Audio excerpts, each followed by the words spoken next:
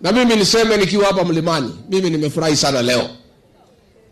Huyu William Ruto alipotufukuza kwa serikali na hao viongozi Justin Muturi, Mithika Linturi na mtu yeyote ambaye ni wa hekima na ako na msimamo katika mlima, alikuwa ameanza kupanga majamii zingine vile zitatenga watu wa mlima tukua isolated.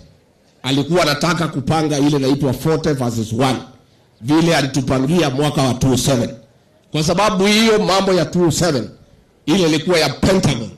Architect yake ya kutenga watu wa mlima alikuwa ni nani? Ni huyu William Ruto. Alikuwa anafikiri akinifukuza na hawa viongozi atakuwa na nafasi, kwa sababu amebaki na vibaraka pale. Wale Yesa atatupangia majirani na makabila zote waungane, watunyanyase na watutenge.